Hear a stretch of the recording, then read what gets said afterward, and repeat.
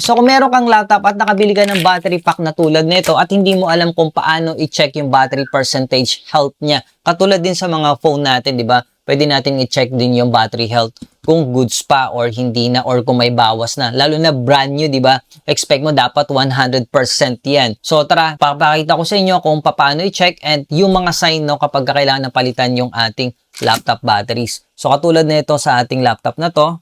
So isa to guys sa mga sign na kailangan na natin palitan yung ating laptop batteries. The battery cannot be identified. The system will be unable to charge this battery. So depende yan sa model ng laptop. Minsan kasi walang lumalabas din na ganyang notification or warning sign. And dito guys, another thing, may kita din natin sa indicator. Yan, kung makita nyo, hindi siya tumatakbo or hindi tumataas yung percentage ng battery natin kahit na naka-plug na po siya. Gaya niyan.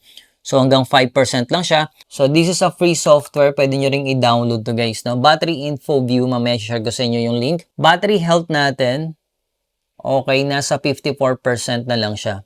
Diba? So very weak na po yan kapag ganyan na. So kailangan na talaga natin siyang palitan. So try natin ilagay yung bagong battery natin. Okay, then eto guys is 1 year ko na itong nagamit. No? So pinapakita ko lang sa inyo as demonstration. Okay.